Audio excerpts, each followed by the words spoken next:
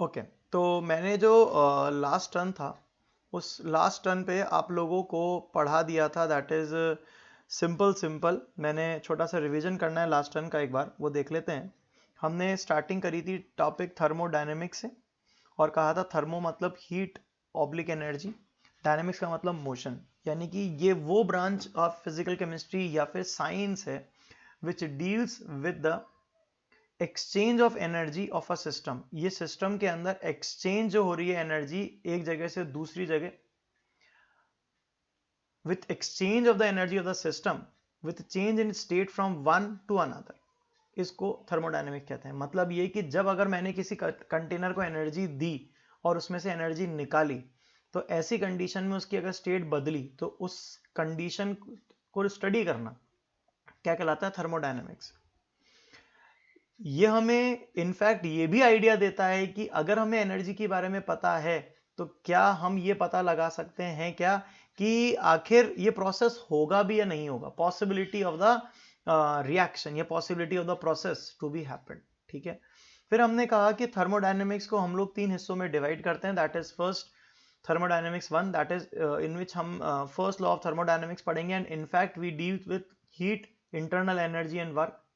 Then second जो thermodynamic है, thermodynamic, उसमें हम लोग सेकेंड लॉ ऑफ थर्मोडायनेमिक्स पढ़ेंगे या थर्ड लॉ ऑफ थर्मोडायनेमिक्स पढ़ेंगे, और साथ साथ में हम gives free energy that is delta G, जो अभी अपने वो क्वेश्चन आया था ना जिसके बारे में हम कह रहे थे वो, और एंट्रोपी के बारे में समझेंगे।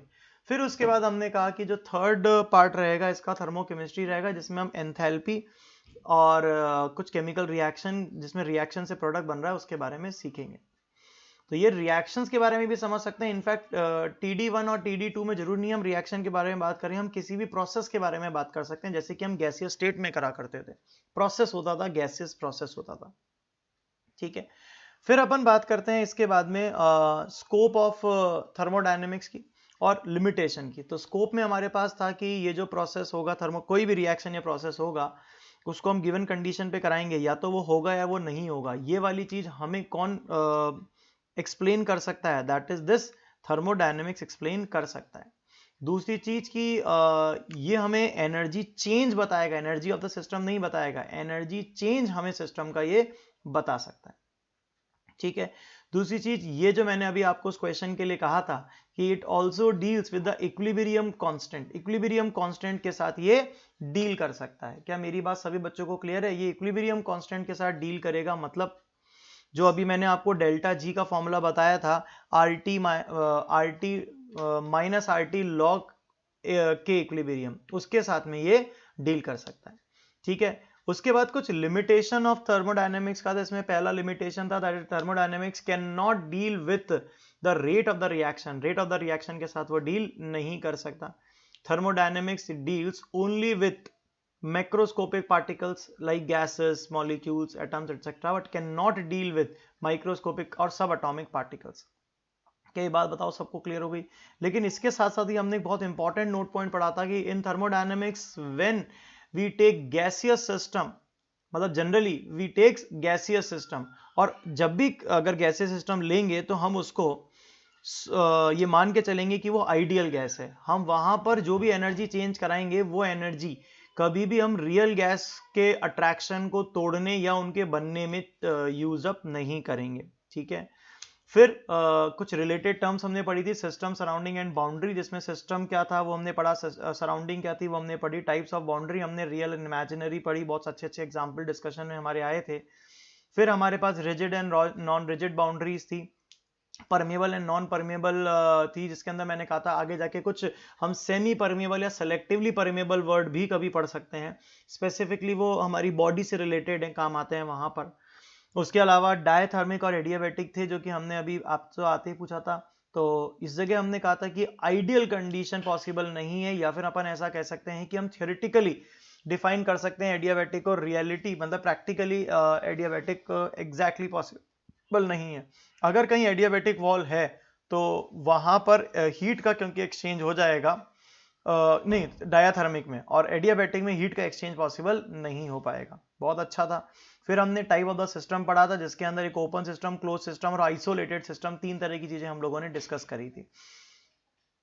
ओपन सिस्टम जिसके अंदर मैटर और एनर्जी दोनों ट्रांसफर की जा सकती है, क्लोज में सिर्फ एनर्जी ट्रांसफर हो सकती है, मैटर ट्रांसफर नहीं हो सकता, आइसोलेटेड में दोनों ही चीजें ट्रांसफर नहीं हो सकती।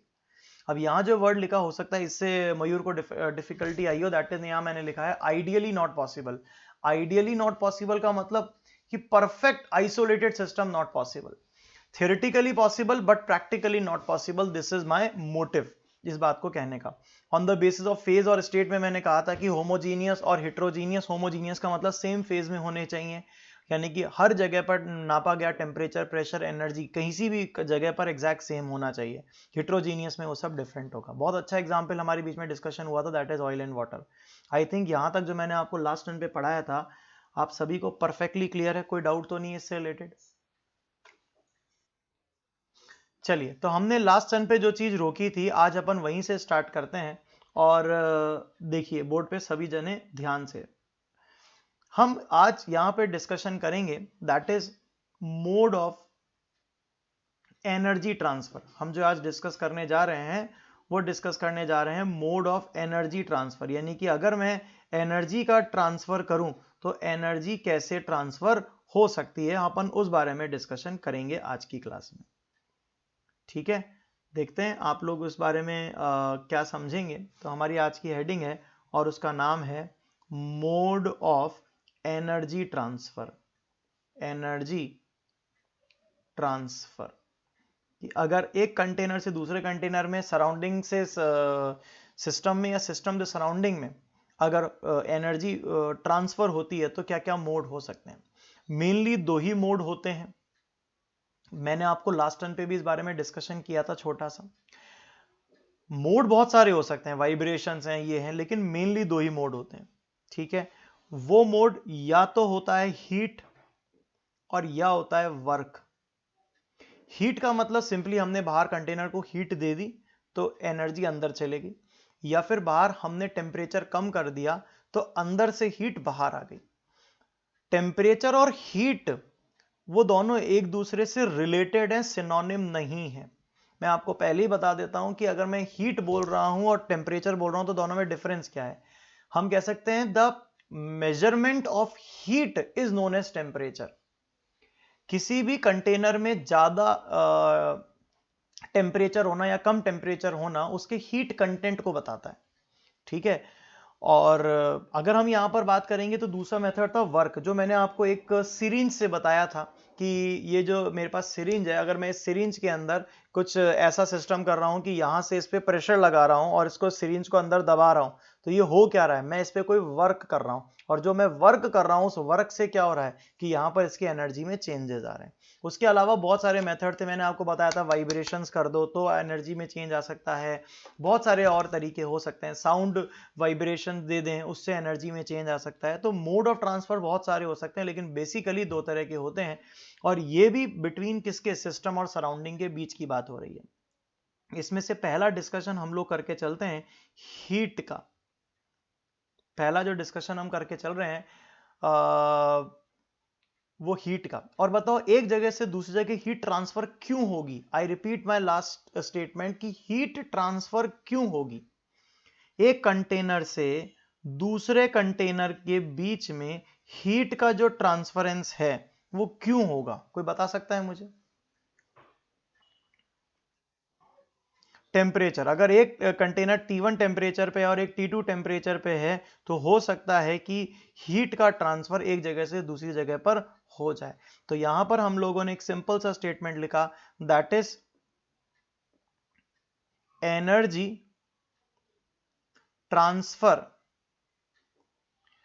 अब देखो एनर्जी जो ट्रांसफर हुई है चाहे वो सिस्टम से सराउंडिंग के बीच में हो रही है, जैसे कि यहां पर अगर अपन मान ले कि कंटेनर नंबर 1 जो है वो सिस्टम है और कंटेनर नंबर 2 सराउंडिंग का पार्ट है, या फिर हम कह सकते हैं कि यहां पर सिस्टम नंबर 2 जो है वो सिस्टम, जो बॉक्स नंबर 2 है वो सिस्टम हो गया और बॉक्स नंबर 1 सराउंडिंग हो गई। और सिंपल अगर अपन ऐसा कह लें कि ये एक सिस्टम है, या तो हीट क्यू बाहर जाएगी या क्यू हीट अंदर आएगी, तो ये तभी हो सकता है जब सराउंडिंग और सिस्टम के बीच में एनर्जी का डिफरेंस हो।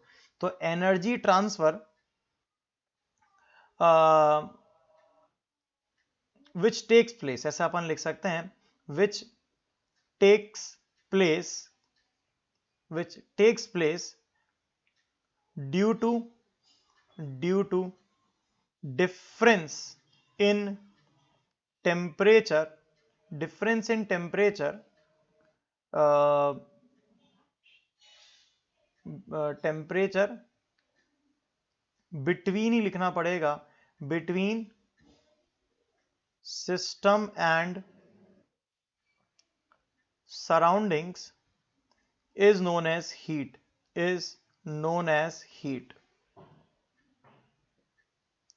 तो क्या हम यहां पर ही एक बात लिख सकते हैं क्या? टेम्परेचर क्या होता है?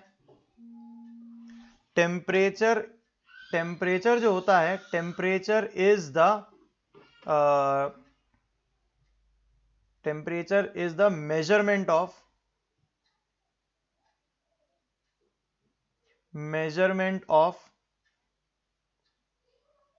डिग्री ऑफ हीट या अमाउंट ऑफ हीट. सिंपली हम कह सकते हैं अमाउंट ऑफ हीट. हीट ज्यादा है या हीट कम है, इस बात का मेजरमेंट टेम्परेचर कहलाता है. ठीक है, तो ये हो गया पहला, जिसको अपन ने हीट बोला. मोड ऑफ एनर्जी ट्रांसफर का पहला पार्ट था हीट. बोलो, क्या ये बात सभी बच्चों को समझ में आ गई या नहीं आ गई? बहुत बढ़िया से आ गई. बहुत इतनी कोई मुश्किल बात थी भी नहीं, सिंपल बात थी, तो मुझे लगा नहीं कि आपको दिक्कत आएगी, पर फिर भी आनी चाहिए थी समझ में. आपको अगर आ गई है तो सेकंड नंबर पे चलते हैं. सेकंड नंबर जो मेरे पास आता है, that is known as, second number is known as, जिसको हमने क्या नाम दिया था? वर्क. अब यहां पर देखो, वर्क की एक डेफिनेशन को जिस तरह से बनाई गई है, उससे हम एक और कह सकते हैं कि एक फीलिंग आ रही है, एक या अपन एक और कंक्लूजन निकाल सकते हैं. एक जगह से दूसरी जगह अगर एनर्जी का ट्रांसफर हीट से ना होकर कोई भी तरीके से होगा, वो हर तरीके को वर्क मान लिया गया. मतलब वाइब्रेशंस हो गए तो उसको भी वर्क मान लिया गया. जो अभी मैंने सिरिंज को प्रेस किया था, उसको भी वर्क मान लिया गया. और कोई भी मेथड हमने शेक कर दिया तो वो भी वर्क मान लिया गया. तो यहां पर इसकी डेफिनेशन क्या हो जाएगी? बताओ मेरा बेटू, इसकी डेफिनेशन क्या हो जाएगी? Energy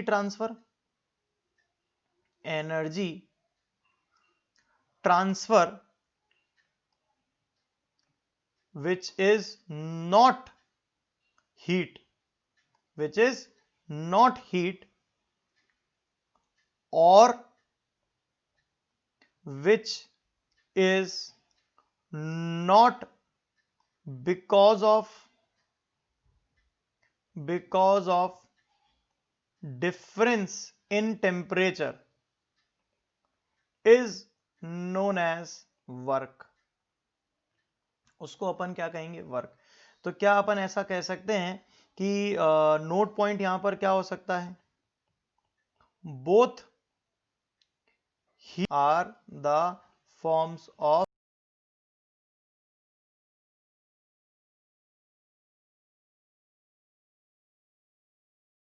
energy. क्या वो दोनों ही एनर्जी की कोई एक फॉर्म है? क्या बोलो मेरा बेटू, ये बात समझ में सारी आ गई या नहीं आ गई?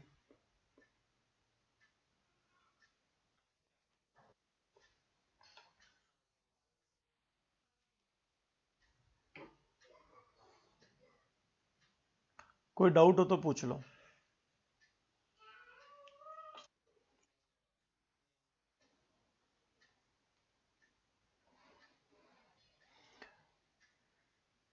अच्छा, चलो मैं एक क्वेश्चन यहां पर देता हूं.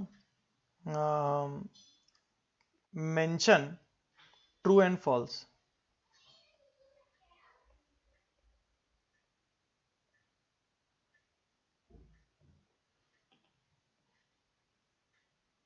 ठीक है, बताते जाना. ए है, a closed container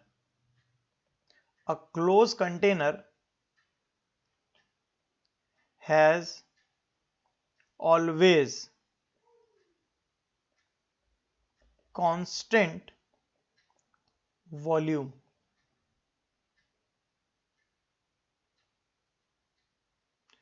close container जो है उसका वॉल्यूम हमेशा कांस्टेंट रहेगा।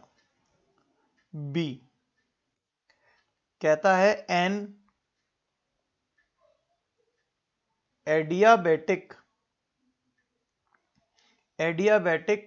कंटेनर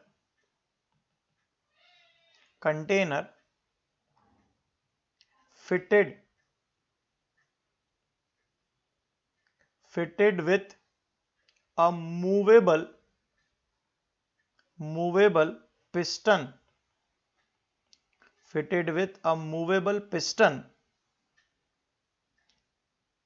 और अपन ऐसे कह सकते हैं, इसके अंदर एक वर्ड और जोड़ देते हैं, मूवेबल एडियाबेटिक पिस्टन में खुद में भी कोई एनर्जी नहीं ट्रांसफर हो सकती। Movable adiabatic piston will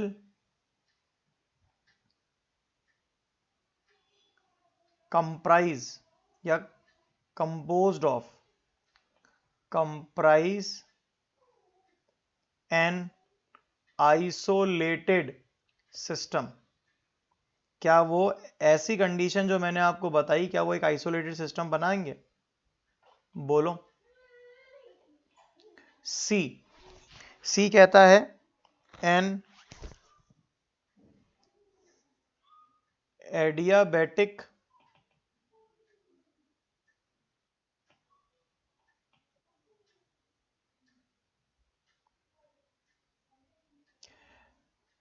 adiabatic system और container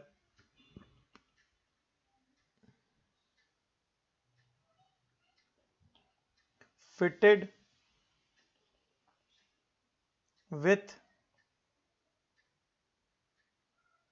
adiabatic rigid piston will form a closed system।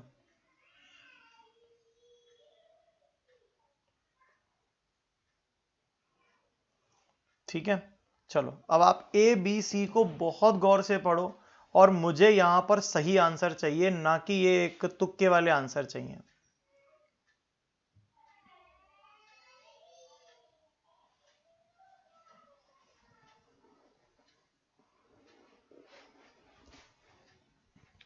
बोलो।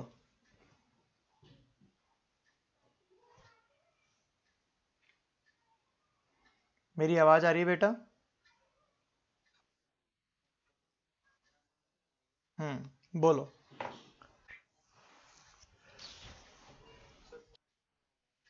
ये कह रहा है फर्स्ट जो है वो ट्रू होगा,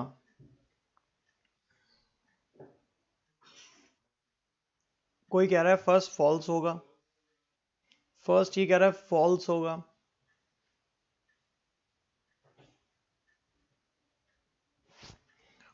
सभी सोचो।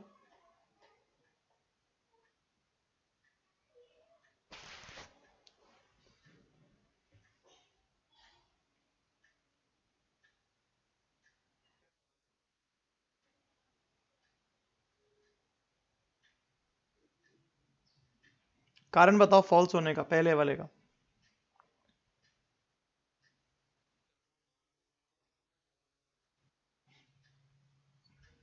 क्या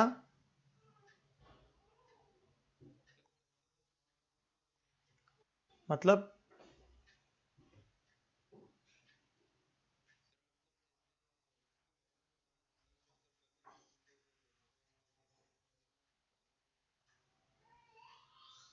अपने आप कैसे बढ़ेगी?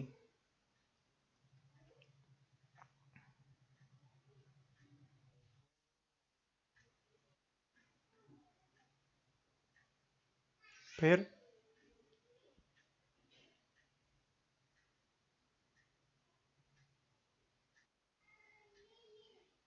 कैसे कह रहा है? बलून को छोड़ो, बलून फील नहीं देगा। ये अपना वही सिरिंज आ गई वापस से। इसका मैंने कांस्टेंट वॉल्यूम कर दिया, लेट से ये 5 10 10 ml की सिरिंज बना दी, 10 ml है ये, इतना सा। ठीक है ना, ये कितना ml हो गया, 10 ml। अब मैंने क्या करा, इसको यहां से बर्नर से हीट करना चालू करा। जब मैं इसको यहां से बर्नर से हीट कर रहा हूं तो क्या अंदर जो गैस है क्या वो एक्सपैंड करेगी, क्योंकि क्लोज्ड कंटेनर बोला। क्लोज्ड कंटेनर का मतलब होता है जिसमें मैटर का ट्रांसफर ना हो, लेकिन एनर्जी का ट्रांसफर हो सकता है, हीट का ट्रांसफर हो सकता है। मैंने यहां से इसको गर्म किया, तो जैसे ही गर्म किया, क्या ये एक्सपैंड करके 15 ml आ गया, ये आ गया यहां पे, ये 15 ml आ गया। ये वॉल्यूम 10 ml था, 10 ml से बढ़कर कितना आ गया, 15 ml। और गर्म करूंगा और एक्सपैंड करके 20 ml हो गया। बोलो समझ में आ गया या नहीं आ गया?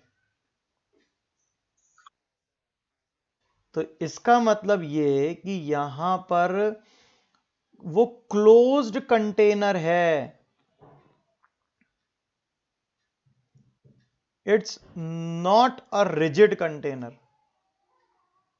रिजिड कंटेनर थोड़ी है। दूसरी चीज कि अगर आपने उसको हीट सप्लाई कर दी, हीट जो है अगर वो सप्लाई कर दी, तो क्या वॉल्यूम जो है वो इंक्रीज हो जाएगा। मैं तो ये भी नहीं बोल रहा कि अंदर कोई रिएक्शन हो रही है, लेकिन सोचो रिएक्शन भी तो हो सकती थी। N2 plus H2 gives twice of ammonia, कोई रिएक्शन एक टेम्परेचर था जब हो नहीं रही थी। या मान लो अंदर CaCO3 था, मैंने हीट करा, गर्म हो गया, CaCO3 बना रहा है, CaO प्लस CO2, तो गैस बन गई, वॉल्यूम एक्सपैंड हो गया। फिर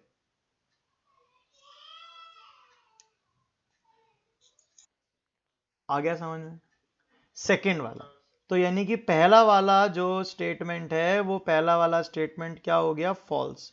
सेकेंड स्टेटमेंट बताओ, सेकेंड फॉल्स को प्रूव करो, कैसे फॉल्स है।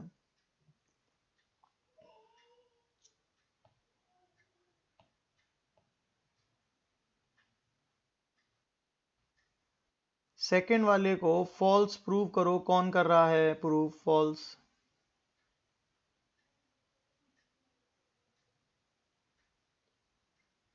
बोलो बेटू, सेकेंड वाले को फॉल्स प्रूव कौन कर रहा है?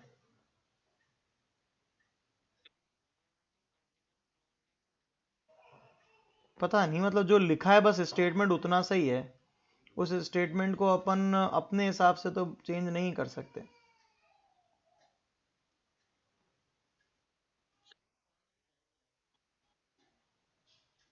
फॉल्स है क्या मतलब झूठा, गलत?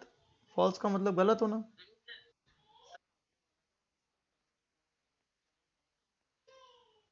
सॉरी, मैंने तो आंसर बता दिया इसका मतलब। हाँ, ये फॉल्स है ना। तो अब ये बताओ कि ये तो चलो खत्म हो गई बात की, ये तो ट्रू है कि फॉल्स है, वो तो मैंने गलती से बोल दिया मुंह से कि ये फॉल्स प्रूव करो। अब आप मुझे इसको सच में फॉल्स प्रूव करके दिखाओ।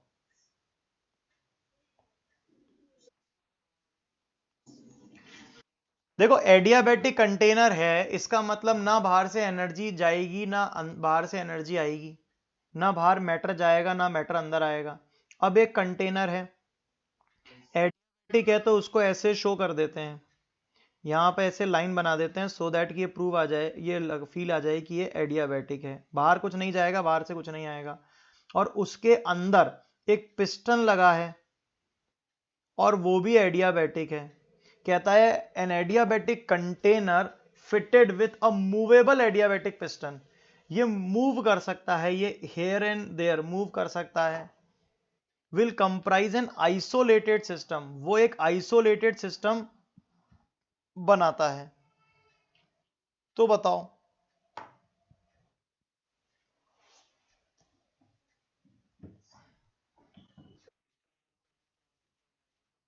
नहीं नहीं नहीं नहीं नहीं नहीं नहीं नहीं, अभी मेरी बात को सुनो। ये जो डायग्राम हम बना रहे हैं, इस डायग्राम में तो ये perfect system adiabatic isolated system है। लेकिन अगर मैंने इस डायग्राम को कुछ इस तरह से बनाया, ये कंटेनर बना दिया और ये हमने इसका पिस्टन बना दिया, एडियाबेटिक पिस्टन। जो कि मेरे हाथ में है इस समय, ये सिरिंज की फॉर्म में। अब बताओ कि यहां पर कोई गैस है, लेट से कोई गैस यहां भरी हुई है। अब अगर मैं चाहूं तो स्टेटमेंट को पढ़ूं, an adiabatic container, yes sir, fitted with adiabatic movable piston, yes sir, will comprise an isolated system. क्या ये सिस्टम आइसोलेटेड है? आइसोलेटेड क्या होता है? आइसोलेटेड सिस्टम किसे कहते हैं? जिसमें है आइसोलेटेड, जो हीट और मैटर दोनों अलाउ नहीं करता। लेकिन अगर मैं यहां पर देखूं तो क्या मैं पिस्टन पर पी एटीएम लगर छोड़ो पी एक्सटर्नल लगा दूं क्या? अगर मैंने एक्सटर्नल प्रेशर लगा दिया तो बताओ पिस्टन अंदर जाएगा? बिल्कुल इस सिरिंज की तरह पे मैंने इस पे बाहर से एक प्रेशर लगा दिया, क्या बताओ मैंने एनर्जी ट्रांसफर करी, यानी कि मैंने हीट ट्रांसफर करी, वर्क डन किया क्या? तो हम क्या कह सकते हैं? Work can be done. और वर्क अगर हमने कर दिया तो उससे ये बात क्लियर हो जाती है कि ये आइसोलेटेड सिस्टम नहीं है, एनर्जी भी ट्रांसफर नहीं होनी चाहिए। लेकिन ये जो क्वेश्चन है, अगर मैं इस तरह की बात फील कर गया तो मैं गलत हो सकता हूं। लेकिन एक्चुअली वो जो स्टेटमेंट है that must be true in any sense. तो अगर ये फील कर गया तब तो ट्रू लग रहा है, क्योंकि उसने मतलब जो कंटेनर बोला उसके अंदर मैंने पिस्टन लगा दिया, जबकि पिस्टन वर्ड जनरली ऐसा होता है जो कि लगाया जो जाता है वो सराउंडिंग से ऑपरेटेड होता है। तो इसीलिए ये वाला जब मैंने सेकंड कंटेनर जो डिजाइन करा, इसको हम देखकर ये बात कह सकते हैं कि हाँ भाई, कि सेकंड कंटेनर तो ये देखकर ऐसा लग नहीं रहा है कि आइसोलेटेड सिस्टम है, because work can be done. बोलो बोलो मेरा बेटा, समझ में आ रहा है? इसलिए ये स्टेटमेंट कैसा हो गया? फॉल्स हो गया। चलूं मैं आगे? चलिए थर्ड स्टेटमेंट, सी पार्ट। बताओ सी पार्ट क्या हो सकता है? सोचो और बताओ,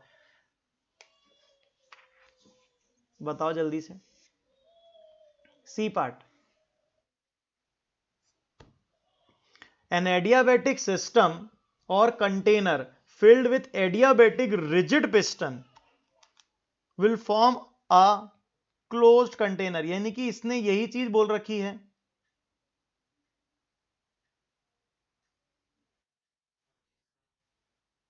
इसने बोल तो यही चीज रखी है, लेकिन अब की बार जो पिस्टन है वो पिस्टन कैसा कर दिया इसने? वो जो पिस्टन है उसको इसने रिजिड कर दिया, कोई चीज से बांध दिया, ना वो बाहर आ सकता है ना वो अंदर जा सकता है। अब वर्क डन भी नहीं हो सकता। अब अपन कह सकते हैं हीट के दो पार्ट, नहीं मतलब एनर्जी के दो पार्ट। एनर्जी के दो पार्ट कौन कौन से? हीट और वर्क। ये हो नहीं सकता, ये हो नहीं सकता। दूसरा, दूसरा कि क्या ये एडियाबेटिक है? तो इसीलिए हीट ट्रांसफर नहीं हो सकती, और मैटर भी ट्रांसफर, हीट भी ट्रांसफर नहीं हो सकती, और मैटर भी ट्रांसफर नहीं हो सकता। बट ये स्टेटमेंट अभी भी फॉल्स है। ये क्यों है? बिकॉज उसने उसको क्या बोल दिया? क्लोज सिस्टम बोल दिया। Rather it is a, rather it is a isolated system. Isolated system एक क्लोज सिस्टम का एग्जाम्पल है क्या? पहले तो ये बताओ। हाँ, आइसोलेटेड एक क्लोज सिस्टम है ना? आइसोलेटेड सिस्टम एक तरह का क्लोज सिस्टम है, लेकिन क्लोज सिस्टम जरूरी नहीं है कि आइसोलेटेड हो। क्लोज सिस्टम है, इसलिए ये सी स्टेटमेंट भी फॉल्स हो गया। बोलो यहां तक मेरी बात सभी को क्लियर हो गई या नहीं होगी? हाँ बेटा बोल।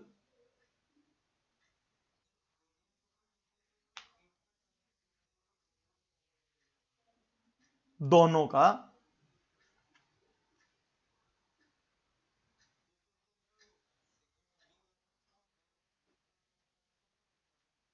नहीं नहीं नहीं नहीं नहीं, हीट की बारे में अपन डिस्कशन कर रहे हैं। हीट ट्रांसफर नहीं कर सकता, वर्क डन तो कर सकते हैं ना?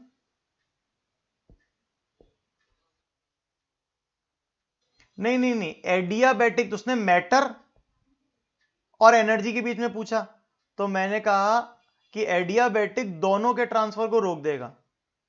तुमने पूछा मुझसे यही तो था, क्या पूछा तुमने मुझसे? नहीं, हीट और एनर्जी नहीं, आप ऐसे मत बोलो हीट और एनर्जी, क्योंकि हीट और एनर्जी तो मतलब वन टाइम पर सिनोनिम हो गए ना एक दूसरे के। Heat is one type of the energy हो गया ना। एडियाबैटिक जो होता है वो हीट को रोकता है, लेकिन एनर्जी की दूसरी फॉर्म वर्क डन वो अलाउ कर सकता। हाँ हाँ, चलो एक कंक्लूजन लिख लेते हैं। क्या कंक्लूजन हो सकता है बताओ? कंक्लूजन क्या हो सकता है अगर मैं, क्या? बेटा बच्चों ऐसी चीजें कर रहे हैं सब बच्चे, ऐसे नहीं करो यार। चलो बताओ, आइसोलेटेड सिस्टम जो है उसकी डेफिनेशन क्या होगी? आइसोलेटेड सिस्टम की डेफिनेशन क्या होगी?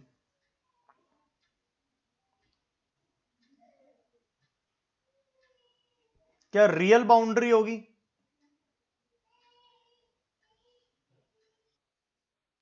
दूसरी चीज, क्या एडियाबैटिक होगा? एडियाबैटिक वॉल होगी, या बाउंड्री कह सकते हैं। ठीक है। तीसरी चीज, नॉन परमिएबल बाउंड्री होगी। सर इन सब का मतलब अगर आपने एडियाबैटिक लिख दिया तो फिर तो वही हो जाएगा, लेकिन आखिरी चीज अब मैं जो लिख रहा हूं वो डिफरेंट है। दैट इज रिजिड वॉल होनी चाहिए। रिजिड वॉल का मतलब no work done, work done नहीं होना चाहिए, नो वर्क डन, तब जाकर वो आइसोलेटेड सिस्टम कहलाएगा। क्योंकि एनर्जी ट्रांसफर दो तरीके से हो सकती है, हीट और वर्क। तो इसने तो हीट को रोक लिया, ये जो सेकेंड स्टेप है इसने हीट को रोक लिया, और ये जो फोर्थ है इसने किसको रोक लिया? इसने वर्क को रोक लिया। इसके ब्रैकेट में मैं लिख सकता हूं रेस्ट्रिक्ट हीट, और यहां पर मैंने लिख ही दिया तो इसको मैं ऐसे लिख सकता हूं, दैट इज रेस्ट्रिक्ट वर्क। अभी बोलो समझ में आ गया या नहीं आ गया? क्योंकि यही दो स्टेटमेंट अपने आप में सफिशिएंट है, क्योंकि बाकी के दोनों तो क्या है कि इन्हीं से कवर हो जाता है। दूसरा, क्लोज्ड सिस्टम की अगर मैं बात करूं तो बताओ क्लोज सिस्टम की क्या डेफिनेशन होनी चाहिए? क्लोज सिस्टम, सबसे पहले क्या बाउंड्री तो इसकी भी रियल होनी चाहिए, नहीं तो एनर्जी ट्रांसफर हो जाएगी। ओ सॉरी, क्या कहते हैं उसको, मैटर ट्रांसफर हो जाएगा,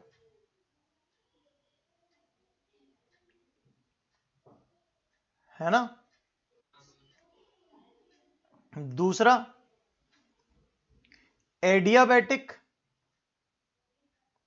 adiabatic non rigid, adiabatic non rigid, या फिर डाय थर्मल, डायथर्मल रिजिड और नॉन रिजिड। इस बात को जल्दी जल्दी से समझो और बताओ। एक तो बाउंड्री रियल होनी चाहिए, रेस्ट्रिक्ट मैटर, रेस्ट्रिक्ट, देखो रियल के साथ साथ फिर मैं यहां पे ना नॉन परमिएबल भी लिख देता हूं, क्योंकि अगर आप है ना जैसे कोई बाउंड्री लगा दो और वो मैश जैसी कोई बाउंड्री लगा दो, तो बाउंड्री तो रियल हो गई, लेकिन उसके थ्रू कोई मैटर ट्रांसफर हो सकता है, तो नॉन परमिएबल बोल देता हूं।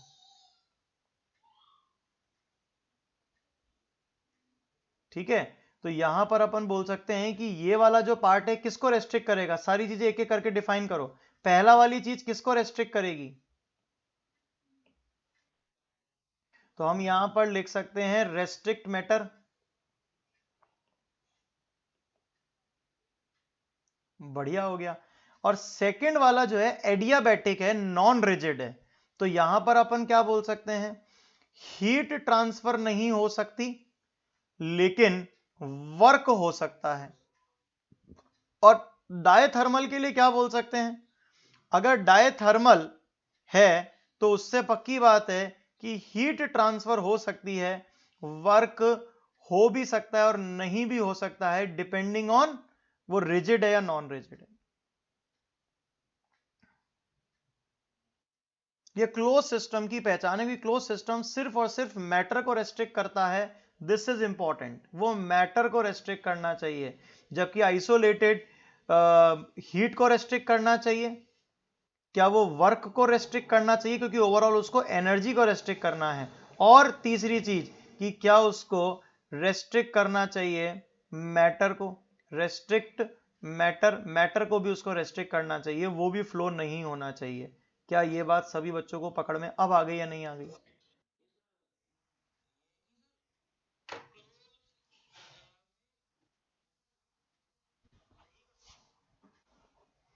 किसमें?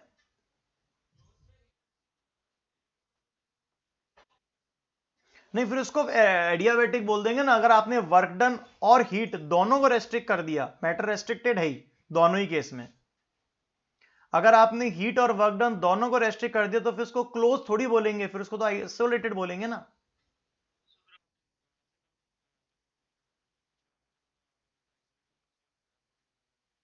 आइसोलेटेड सिस्टम तो सारे क्लोज होंगे, लेकिन क्लोज सिस्टम जरूरी नहीं है ना कि आइसोलेटेड हो। अभी भी बात वही चल रही है।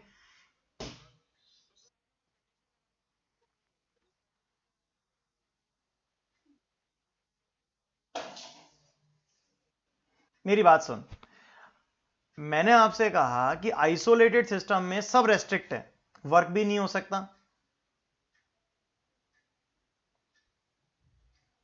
मैटर भी ट्रांसफर नहीं हो सकता, और एनर्जी हीट की फॉर्म में भी ट्रांसफर नहीं हो सकती। ठीक है, तो क्या हम ऐसा बोल सकते हैं आइसोलेटेड सिस्टम जो है वो क्लोज सिस्टम का डोमेन में आ रहा है? मतलब क्लोज सिस्टम आइसोलेटेड सिस्टम के डोमेन में आ रहा है?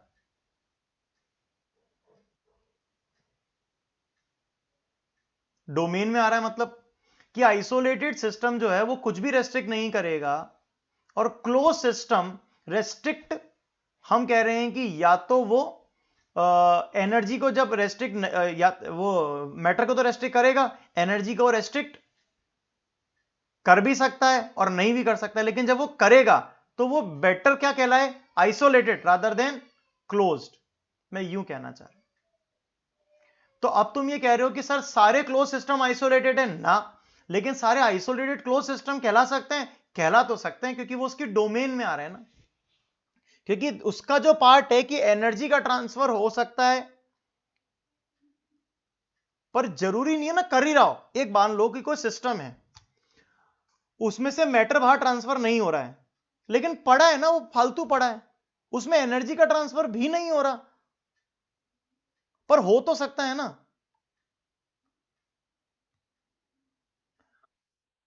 बात समझो तो सही। वो मैंने आइडियल पड़ा है, बस यूं पड़ा है अपने, ना एनर्जी अंदर जा रही, ना एनर्जी बाहर जा रही है, ना हम वर्क कर रहे हैं, ना वो वर्क हम पे कर रहा है, लेकिन मैटर ट्रांसफर तो कर ही नहीं सकता क्योंकि वो क्लोज सिस्टम है। पर अगर मैंने उसके साथ छिड़कानी करी तो क्या वो एनर्जी का ट्रांसफर कर देगा? हाँ कर देगा। उस समय वो क्लोज तो होगा लेकिन आइसोलेटेड नहीं होगा।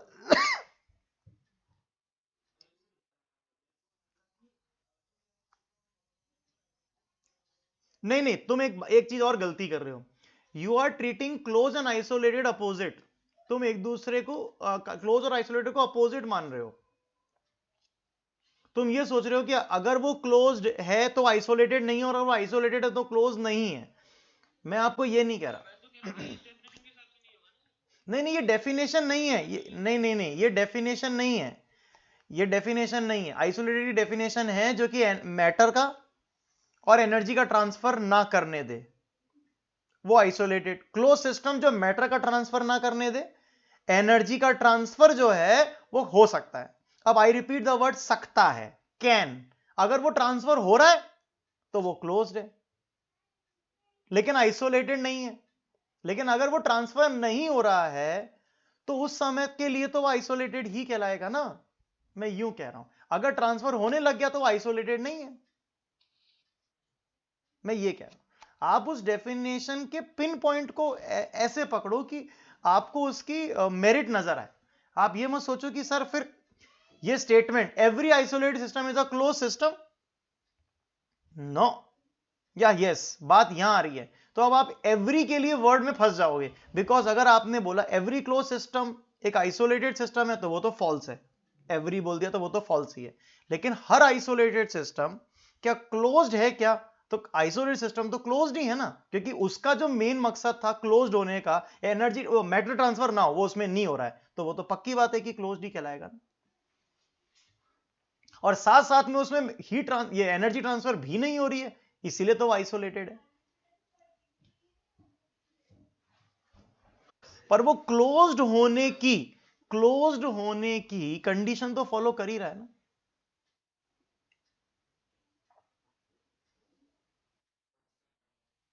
आगे चलते हैं।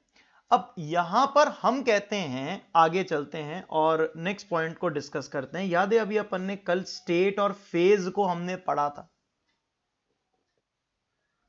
आज हम वहां पर उसी पॉइंट को दोहराते हैं और थोड़ा सा उसको थर्मोडायनेमिक्स के हिसाब से चलते हैं। नॉर्मली अगर अपन एक हेडिंग डालें और वो हेडिंग है states of matter, I repeat matter, states of matter, तो जनरली अपन तीन बता देते हैं। कौन कौन सी? सॉलिड, लिक्विड, गैस और एटसेट्रा बता दिया अपन ने। लेकिन अब जो मैं हेडिंग डाल रहा हूं वो डाल रहा हूं स्टेट ऑफ सिस्टम। तो प्लीज जैसे ही मैंने वर्ड कभी आपको बोला स्टेट, तो आपके दिमाग में बिल्कुल भी नहीं आना चाहिए कि स्टेट वर्ड का मतलब सिर्फ और सिर्फ सॉलिड, लिक्विड, गैस है। ऐसा कल सर ने कहा था, और सर ने कल स्टेट और फेज में डिफरेंस सिखाया था। सर ने कहा था कि स्टेट तो तीन ही होती है, कौन कौन सी? सॉलिड, लिक्विड, गैस, लेकिन फेजेस तो बहुत सारे हो सकते हैं। जैसे कि ऑयल और water, they are in the same state, that is liquid state, but they are in the different phases, वो डिफरेंट फेज में है। तो वो था state of matter and phase of matter. अब हम जो हेडिंग डाल रहे हैं वो डाल रहे हैं स्टेट ऑफ सिस्टम। क्या मेरी बात समझ में आ गई या नहीं आ गई? स्टेट ऑफ सिस्टम समझने के लिए सबसे पहला पॉइंट जो हमें समझना जरूरी है, वो समझना जरूरी है स्टेट वेरिएबल्स। यानी कि अगर मैं कोई भी कंडीशन पे, लेट से कि ये जो सिरिंज है आपके सामने है, ये इसकी एक स्टेट है, मैंने इसको पुल किया तो इसकी स्टेट बदल गई, क्योंकि इसका प्रेशर, इसका वॉल्यूम कुछ तो बदला होगा। मैंने इसको हीट किया तो इसकी स्टेट बदल गई। ये ऑलरेडी एक्सपैंडेड है, मैंने इसको पुश किया तो इसकी स्टेट बदल गई। यानी कि मैं इसकी जो स्टेट है वो कुछ तरीकों से बदल सकता हूं। वो जो तरीकों से मैं इसकी स्टेट बदल सकता हूं वो कौन से हैं?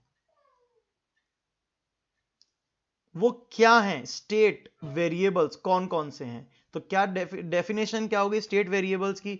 वो कह सकते हैं क्वांटिटीज, क्वांटिटी वर्ड की जगह अपन बोलें कि वो एट्रीब्यूट्स, या वो करेक्टरिस्टिक्स, या वो प्रॉपर्टी ऑफ द स्टेट, या वो variables of the, variable word मतलब जो चेंज हो सकता है, वो variable of the state which are required to define a particular state, and if they change then the state of the system is change, state of the system बदल जाएगी। But these must be variable. तो मेरे पास यहां पर एक point आता है और वो आता है कि स्टेट वेरिएबल्स के अंदर कौन कौन आएगा। चलिए अपन डिस्कस करते हैं और ये समझने की कोशिश करते हैं कि स्टेट वेरिएबल में कौन कौन आता है। बताइए जरा, पहले इसकी डेफिनेशन में यहां लिख देता हूं, बताइए डेफिनेशन क्या होगी, बोलो। Variables which are required to define the state of the system, the state of a system, of a system are known as state variables. that is these are some measurable quantities या measurable properties, quantity word नहीं लिख के measurable properties, measurable properties of the system. बोलो कौन कौन होंगे state variables, कौन कौन होंगे, कोई बता सकता है? क्या प्रेशर होगा, प्रेशर होगा, क्या वॉल्यूम होगा, क्या टेम्परेचर होगा, और मोल्स या वेट, कुछ भी बोलो, वो होगा या नहीं होगा?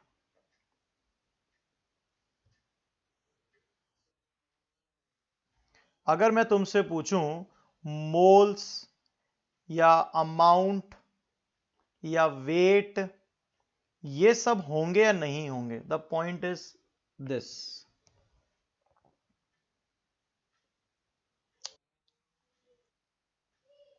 अंगद सोच समझ के बोल। ये नहीं होंगे, ये नहीं होंगे, बिकॉज इफ चेंज्ड, अगर ये चेंज होते हैं, सिस्टम चेंज हो गया,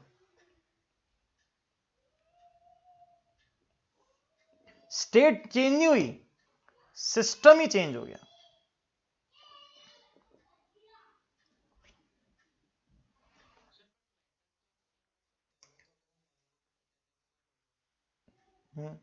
तो सिस्टम चेंज हो गया।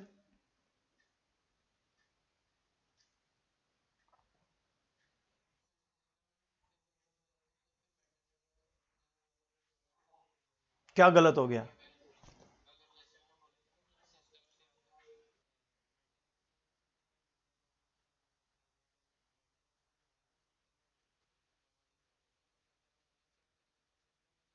हाँ तो सिस्टम बदल गया, तो सिस्टम बदल गया ना, यही तो मैं कह रहा हूं।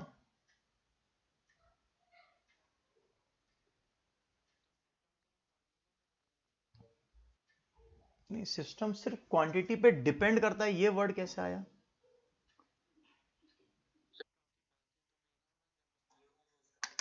डिपेंड करता है ये शब्द कैसे आया? मैं आपसे जो बोल रहा हूं आप उस बात को पकड़ो ना।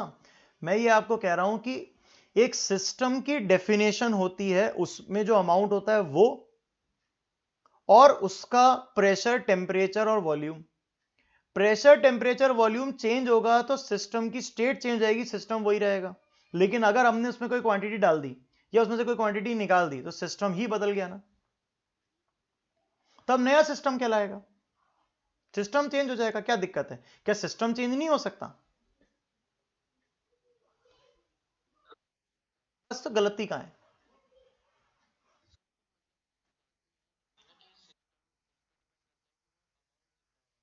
अरे मैं वही कह रहा हूं कि ये जो वर्ड, बाकी सब कुछ तो सही बोल रहा है, लेकिन जो वर्ड बोल रहा है डिपेंड करता है, ये वर्ड मैं जस्टिफाई कैसे करूं? वर्ड डिपेंडेंसी क्या होती है? मैं तो कह रहा हूं सिस्टम डिफाइन अमाउंट से होता है। अब ठीक है, हाँ दूसरी चीज कि अगर मैं बोलूं उसका प्रेशर 0 है, या मैं बोलूं उसका वॉल्यूम 0 है, या मैं बोलूं उसका टेम्परेचर 0 केल्विन है, तो भी सिस्टम डिफाइन कैसे हुआ? नहीं तो अमाउंट डिफाइन कैसे करा?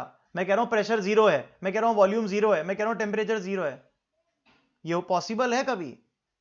यानी कि तो होना तो चाहिए ना, प्रेशर, टेम्परेचर, वॉल्यूम की कोई ना कोई वैल्यू तो होनी चाहिए, but that can be change, तो इसलिए कहलाते हैं वेरिएबल्स।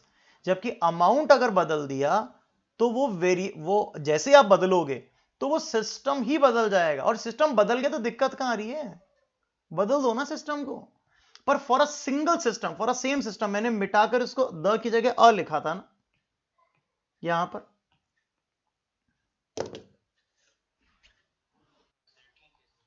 उस पर्टिकुलर सिस्टम के लिए तो मैं बोल ही सकता हूं ना मेरा भाई। चलो स्टेट ऑफ सिस्टम को डिफाइन करो आप, तो चलो स्टेट ऑफ सिस्टम को डिफाइन करो। स्टेट ऑफ सिस्टम क्या है?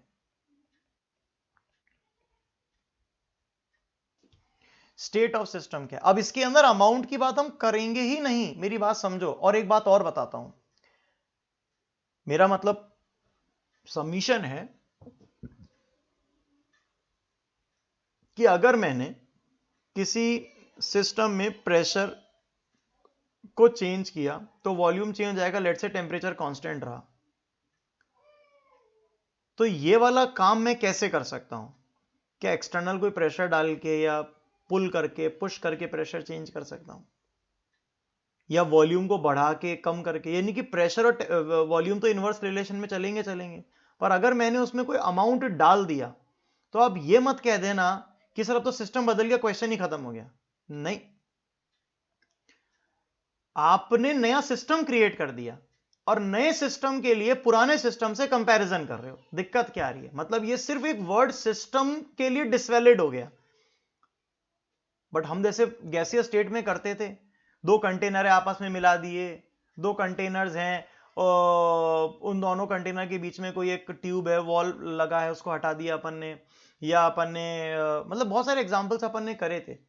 तो वो जितने भी एग्जाम्पल्स थे, उन एग्जाम्पल्स के अंदर अब आप जैसे अभी थोड़ी देर पहले भी मैंने एक एग्जाम्पल यहां पर लिखा था, ये वाला, और मैं डिस्कशन जब कर रहा था, ये जो हीट का एक्सचेंज था, तब मैं क्या T1 और T2 के, अभी T1 और T2 के बीच में अगर हीट का ट्रांसफर हो रहा है तो हम तो कहेंगे सर T1 अगर मतलब ये पहले वाला कंटेनर अगर सिस्टम है तो दूसरा सराउंडिंग हो गया, हाँ। और अगर दूसरा वाला सिस्टम है तो पहले वाला सराउंडिंग का पार्ट हो गया, हाँ। लेकिन हम एट अ टाइम दो सिस्टम की बात भी तो कर सकते हैं, पहला और दूसरा सिस्टम, बाकी सब सराउंडिंग्स।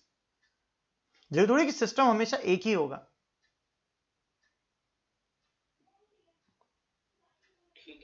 ठीक है, तो इस बात से आगे मतलब कोई डिस्कशन फालतू का होना ही नहीं चाहिए कि अभी मैं क्या करूंगा कि स्टेट ऑफ सिस्टम को समझाने के बाद में फिर एग्जांपल्स लेऊंगा जिसके अंदर हम क्या करेंगे कि है ना, एक जगह से दूसरी जगह गैस ट्रांसफर कर देंगे। तो अब आप फिर उस समय मुझे ये वाली बात बिल्कुल मत कहना कि सर अगर आपने गैस हटा लिया, गैस डाल दी इसमें, या हमने कोई अमाउंट इसमें डाल दिया, कोई अमाउंट निकाल लिया, तो सर ये तो सिस्टम ही बदल गया। हाँ, मैं भी जानता हूं सिस्टम बदल गया, पर क्या कैलकुलेशन नहीं कर पाऊंगा मैं उसके बारे में? पर मैं उसको स्टेट वेरिएबल नहीं बोलूंगा, बिकॉज वेरिएबल वही कहलाएगा जो कि सेम सिस्टम में चेंज हो रहा है। अगर सिस्टम बदल गया अमाउंट चेंज करने पे तो सिस्टम चेंज नहीं हुआ, लेकिन कैलकुलेशन तो की जा सकती है ना। आगे बढ़ता हूं और इसकी डेफिनेशन लिखता हूं। स्टेट ऑफ द सिस्टम क्या लिखा है? When all the state variable, when all the state variables are fixed, such system is known as in a particular state। तब ऐसा सिस्टम क्या कहलाता है? इन अ पर्टिकुलर स्टेट। वो सिस्टम कहलाता है इन अ पर्टिकुलर स्टेट, कि ये सिस्टम एक पर्टिकुलर स्टेट में है। ठीक है, एग्जाम्पल्स लेते हैं, बड़े मजे के एग्जाम्पल्स हैं। मैंने यहां पर एक कंटेनर लिया, let's say this is the container, और इस कंटेनर को मैं ऐसा भी ना लेके, इनफैक्ट अभी सिंपल कंटेनर बनाता हूं। Let's say this is the container, और ये जो कंटेनर है, इस कंटेनर में यहां पर मैंने एक पिस्टन लगा दिया। ये एक पिस्टन है, और ये पिस्टन एडियाबैटिक है या नहीं है, मैंने अभी कोई चीज ऐसे फालतू मेंशन नहीं कर रहा हूं, बिकॉज अभी मेरा वो कंसर्न नहीं है। ये इसकी मान लेते हैं कि ये इसकी इनिशियल स्टेट थी, और हमने इसको ऊपर से पुश किया। हमने जैसे इसको पुश किया तो ये जो पिस्टन है ये नीचे आ गया। ये जो पिस्टन है ये नीचे सरक गया, ये फाइनल स्टेट आ गई। तो बताइए, जब इनिशियल था तब कोई प्रेशर था क्या? कोई वॉल्यूम था क्या? कोई टेम्परेचर था क्या? बाद में प्रेशर मान लेते हैं प्रेशर 2 हो गया, लेट से वॉल्यूम 2 हो गया, और मान लेते हैं टेम्परेचर भी बदल गया, but it may be possible कि हमने यहां टेम्परेचर का कोई चेंज नहीं करा, तो टेम्परेचर सेम रहा T1।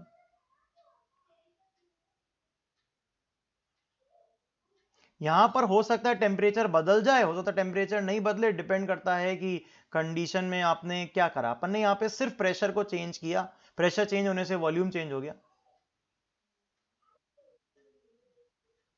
हम यहां पर इसको कह सकते हैं स्टेट 1 और इसको कह सकते हैं दैट इज स्टेट 2। बट हम ऐसा भी कर सकते हैं, और हम क्या चेंज कर सकते हैं, हम यहां पर एक पर्टिकुलर कंटेनर ले लेते हैं, ये कंटेनर था, ठीक है। अब मैंने किया इस कंटेनर को कॉपी, अरे भाई कॉपी हो जा,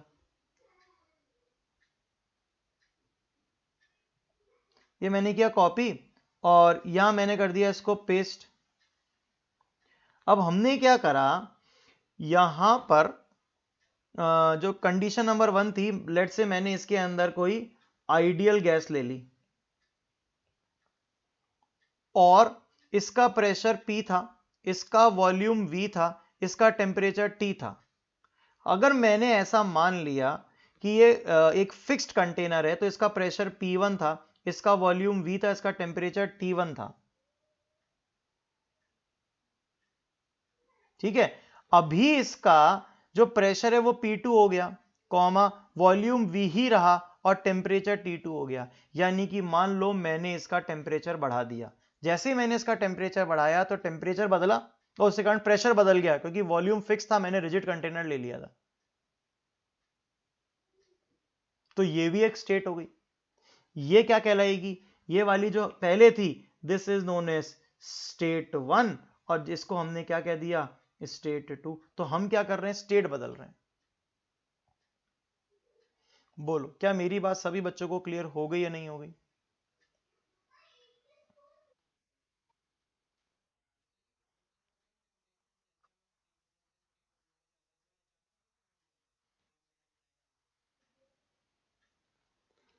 अब यार ये बात हमारी यार ना उन गैसीय स्टेट में भी डिस्कस हुई थी।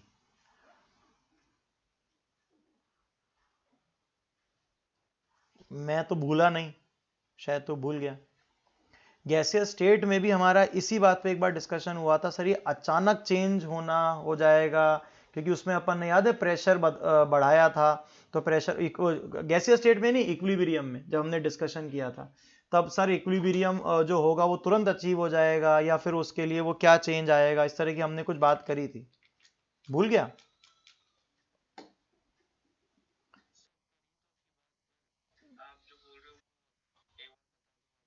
मैं आपसे बस इतना सा कहना चाह रहा हूं कि अगर आप किसी सब्सटेंस का टेम्परेचर बढ़ा रहे हो, फॉर एग्जाम्पल आपका प्रेशर कुकर, क्या प्रेशर कुकर का वॉल्यूम फिक्स है? आपने नीचे से गर्म किया उसको,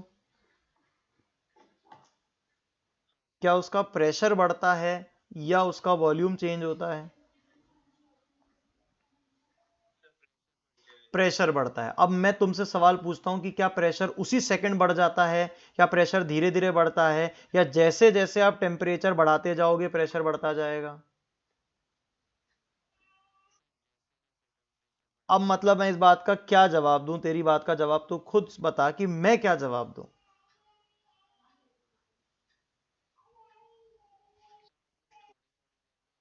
थोड़ी थोड़ी देर नहीं होता, ये सब चीजें साइंस है, ये सब चीजें नेचर है, प्रकृति है। तो प्रकृति में हम क्या देखते हैं कि कोई भी चीज अगर चेंज हो रही है तो वो चेंज परफेक्ट होनी चाहिए। अगर टेम्परेचर 1 डिग्री बढ़ा तो प्रेशर उसके प्रोपोर्शनल ही बढ़ना चाहिए। तो ये इंक्रीमेंट अगर इधर हुआ टेम्परेचर में, तो प्रेशर भी इंक्रीमेंट हो जाएगा, सीधी सी बात है। अब तुम ये जो वक्त की बात करते हो, that can not be defined, that can not be imagined actually. Define तो क्या है, वक्त तो कोई है ही नहीं। जिस स्पीड से, रेट से टेम्परेचर चेंज हो रहा है, अगर तुमने बड़ा सा बर्नर लगा दिया, जल्दी जल्दी टेम्परेचर चेंज हो रहा है, तो प्रेशर भी जल्दी जल्दी चेंज हो जाएगा। अगर तुमने गर्म तो कर रहे हो लेकिन धीरे धीरे गर्म कर रहे हो, तो टेम्परेचर धीरे धीरे बढ़ रहा है, बढ़ तो अभी भी रहा है, प्रेशर भी अभी भी बढ़ रहा है लेकिन धीरे धीरे बढ़ रहा है। तो ये वक्त का तो मुझे कोई क्राइटेरिया समझ में नहीं आता समझाने का, मैं क्या समझाऊं तुझे।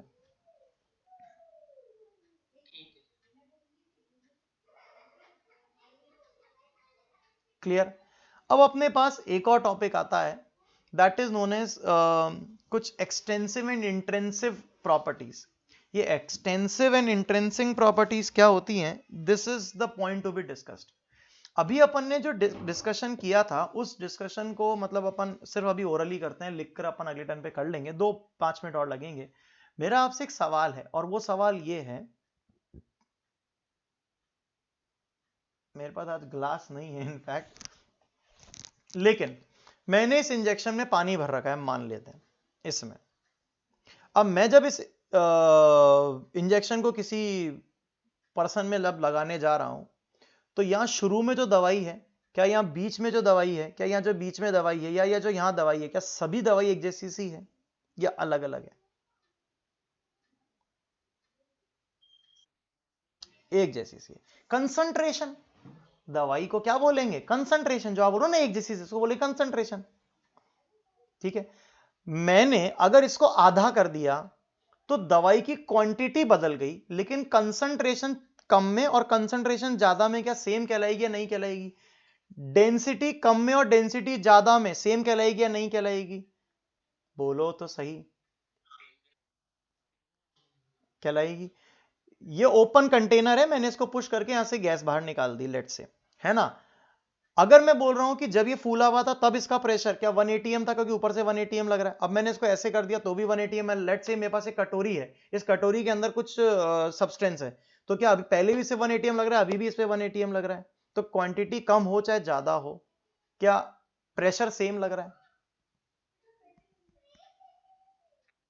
लेकिन पॉइंट ये आ रहा है कि आपको यहां पर थोड़ी सी डिपेंडेंसी देखनी पड़ेगी। अगर एक क्लोज कंटेनर है, उसमें आपने क्वांटिटी ज्यादा डाल दी तो प्रेशर बढ़ गया। सेम वॉल्यूम, कांस्टेंट वॉल्यूम अगर आपने रखा और आपने क्वांटिटी बढ़ा दी तो प्रेशर चेंज होगा। लेकिन अगर आपने ओपन कंटेनर रखा और आपने क्वांटिटी बढ़ाई, फिर भी प्रेशर क्या रहेगा? सेम। तो हम जाकर ये आगे जाके पढ़ने वाले हैं कि कौन कौन सी चीजें मास डिपेंडेंट होती हैं। वो चीजें जो कि मास डिपेंडेंट होती हैं वो एक्सटेंसिव प्रॉपर्टीज कहलाती हैं, लेकिन जो मास इंडिपेंडेंट होती हैं उसको इंटेंसिव प्रॉपर्टीज कहते हैं। एग्जाम्पल कोई, जैसे कि कंसंट्रेशन, मोलैरिटी हुई, नॉर्मेलिटी हुई, बॉइलिंग पॉइंट हुआ, मेल्टिंग पॉइंट हुआ, जैसे कि डेंसिटी हुई। डेंसिटी भी ध्यान रखना, ये सब्सटेंस की मास पे डिपेंड नहीं कि 1 किलो होगा तो डेंसिटी ज्यादा है और 1 ग्राम होगा तो डेंसिटी कम है, डेंसिटी रिमेन सेम। ऐसे कुछ आगे जाके हम टॉपिक्स पढ़ सकते हैं अपने सिलेबस में, जैसे कि specific heat capacity, refractive index हुआ, रेजिस्टिविटी हुई, या इलेक्ट्रोमोटिव फोर्सेस हुए, मोलर हीट कैपेसिटी हुई, स्पेसिफिक वॉल्यूम हुआ, मोलर वॉल्यूम हुआ। ये सब चीजें मास पे डिपेंड नहीं करती या मास पे डिपेंड करती हैं।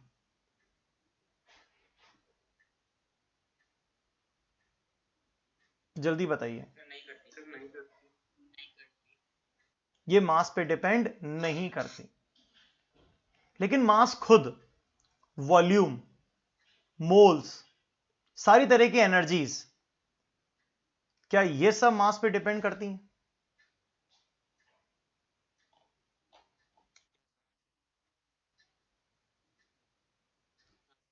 पक्का?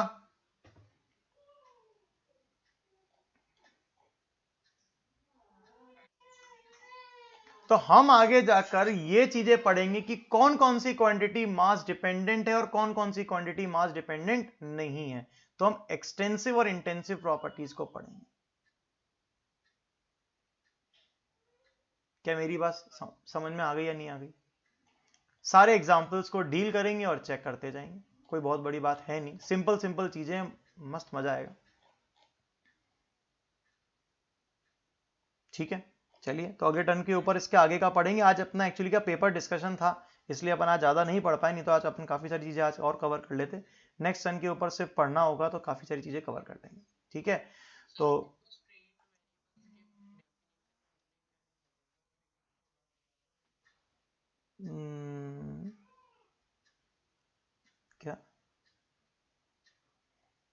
State variable, variables which are required to define the state of a system are known as state variable. That is, these are some measurable properties of the system. Fixed कहां गया?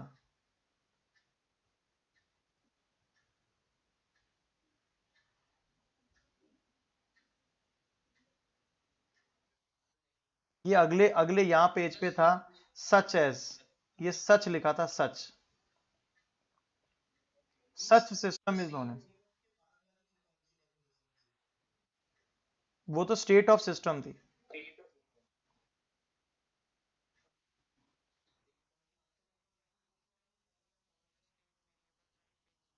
दिख रहा है अभी स्क्रीन पे? स्क्रीन तो देख, screen तो देख।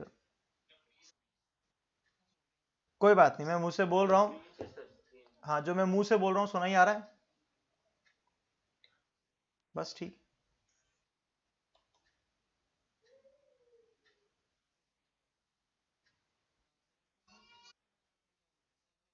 Such system is known as in a particular state. चलूं आगे? चलिए, तो अपन नेक्स्ट टाइम पे मिलेंगे और इसके आगे का जो टॉपिक है वो हम लोग पढ़ेंगे। ठीक है, चलिए, बाय बेटा।